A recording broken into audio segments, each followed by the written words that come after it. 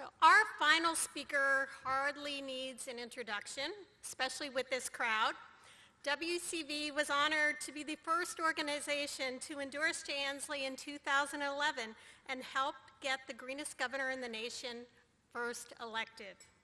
Governor Inslee has lived his values throughout his first term, and with his continued leadership, we know we can write the next chapter in Washington's environmental legacy.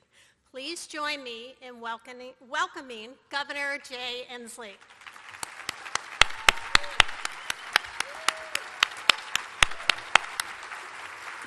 Thank you so much. Thank you. Thank you. Thank you, Joan. Thank you for your great leadership. Thank you, Chairman Ballou, the Lummi, your great work. Can we give a round of applause for the person? I'll tell you this, in the last several years, if anything came out of the United States Senate that was good for America, it had Patty Murray's fingerprints on it, I'll tell you that.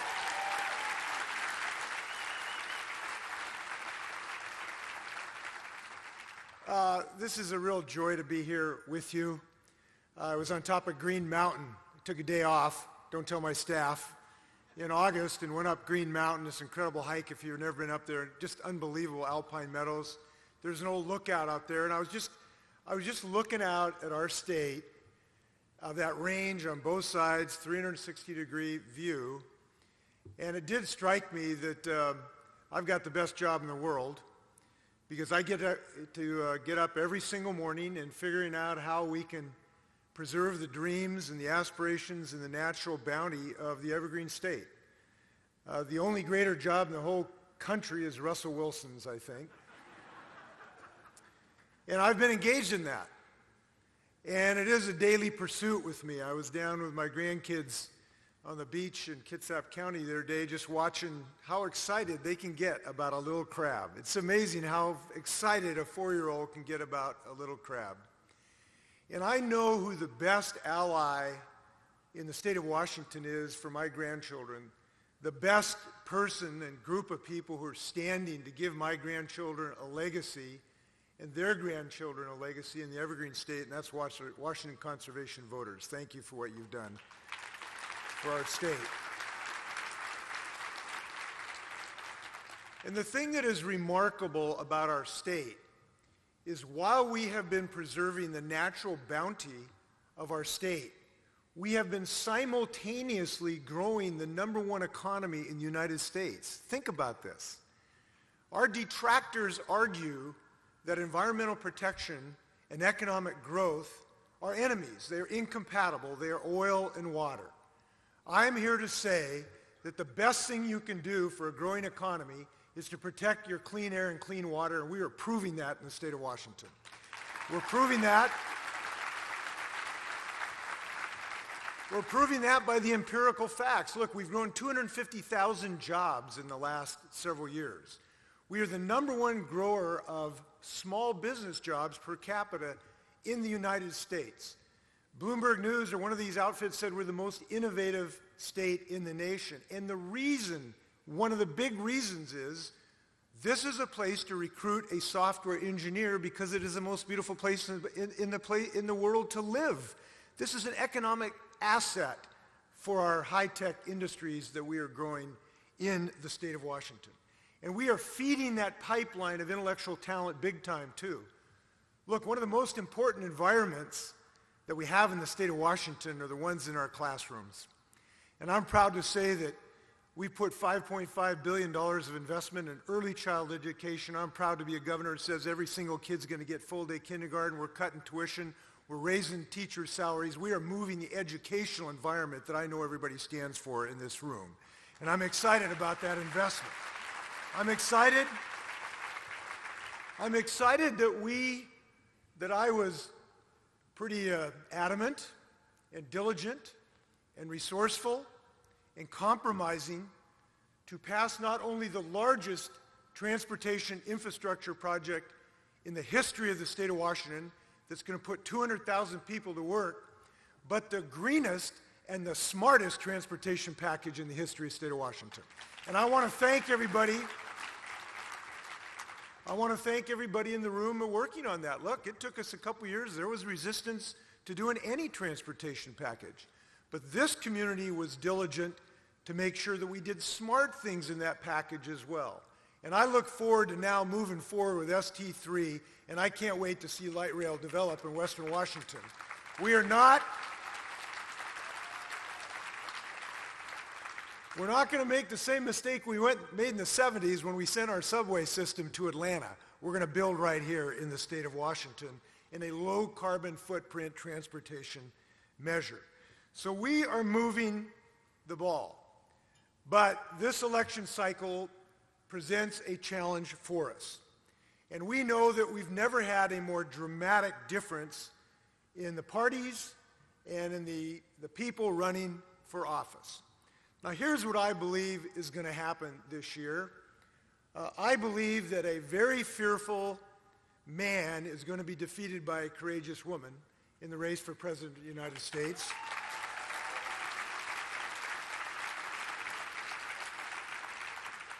And one of the reasons is that Hillary understands and respects science.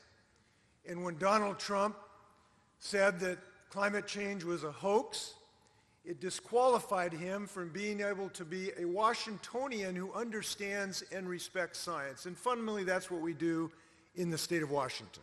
We innovate, we create, we build because we understand basic principles of science. And that race presents a contest between a debunker of clear science and someone who I believe will be a bold champion for furthering this fight against this existential threat. And we have now allies with her. Hillary Franz is going to be a fantastic protector of our natural assets in this state. But I think that the presidential race does give us kind of some clean fuel for a clean energy future. Let's take that energy that exists in the White House race and let's turn every anti-Trump volunteer into a Marisa Pelican volunteer down on the 28th, or a Lisa Wellman volunteer in the 41st, or Tim Probst volunteer in the 17th, or an Angie Hamola volunteer in the 10th. Let's catch lightning in a bottle and defeat climate change in the races right here in the state of Washington. This is what we're doing.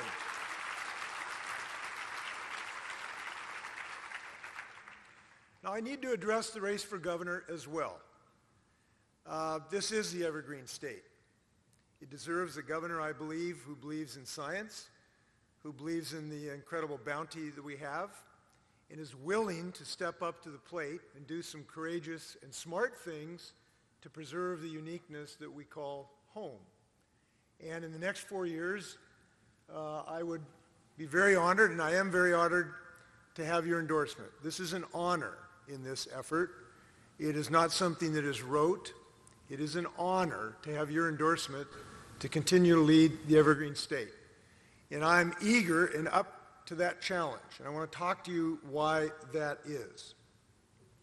There is no bigger difference between myself and my opponent on the issue of lowering carbon emissions and climate change. My opponent, a fellow named Bill Bryant, believes that there's nothing we can do in the state of Washington to lower carbon emissions. He is dead wrong. He should travel around the state and see what I've seen, what we are doing in the state of Washington to grow our economy and reduce carbon emissions. He should go to Mukilteo and Pullman, where we're building and deploying the largest vanadium redox battery in the Western Hemisphere that integrates renewable energy and puts Washingtonians to work.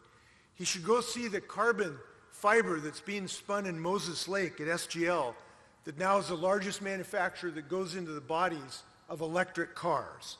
He should go to Spokane and visit Demand Energy, as I did last week, a company that now is going to use Washington technology to light Manhattan with clean battery-powered energy. When it comes to clean energy, it is not only our chance to defeat climate change, it is our destiny to create clean energy jobs in the state of Washington, and we are doing it big time across the state of Washington.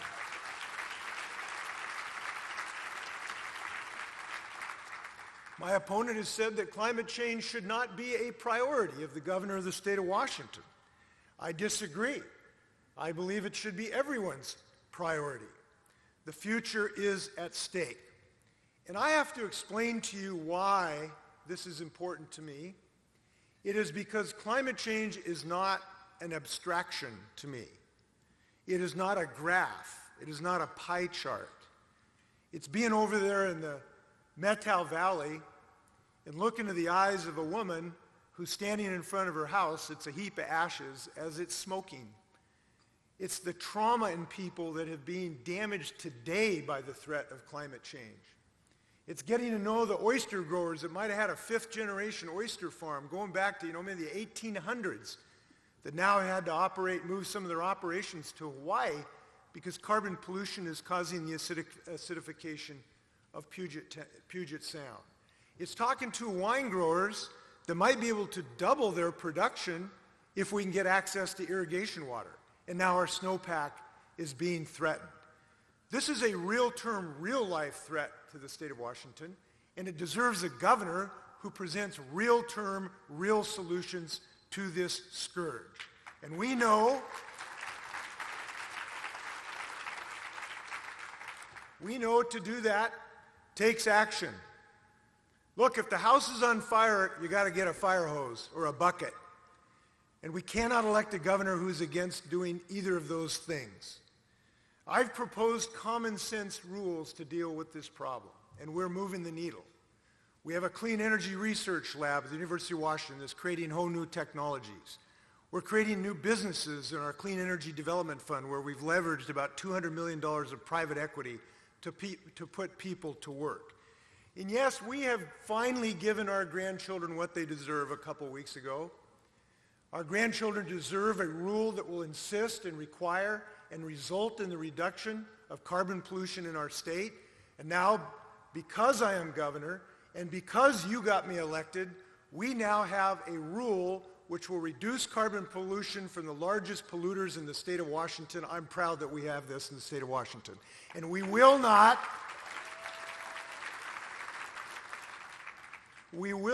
allow Bill Bryant to eliminate that rule. We just aren't going to allow that to happen. There is too much at stake. Look, we got other environmental challenges too. We got these oil trains rolling through our state. You see when they explode in Mosier, Oregon, you see the kind of threat they exist. So I have moved forward with rules to reduce the threat of oil trains. My opponent is opposed. He wants to put a freeze on all rules, on all environmental rules for that matter. He wants to put a freeze on any rules that would protect Puget Sound. I disagree with him on this. Our state deserves better. And I'll just say this simply. A former lobbyist who worked for the chemical industry, who wants to prevent us from having a rule to reduce carbon pollution and climate change, who wants us to prevent us from having a rule that will protect against exploding oil trains, who wants to put a freeze on any regulation to clean up Puget Sound, cannot be allowed to be the governor of the Evergreen State. And that's just a simple proposition that I want to say quite clearly. So, now there are other issues today, we're aware of them. This is a contest between different value systems in our state. My opponent's biggest donor is a woman named Susan Hutchinson. She is the state Republican Party chair who recently excused and defended Donald Trump's heinous comments about sexual assault.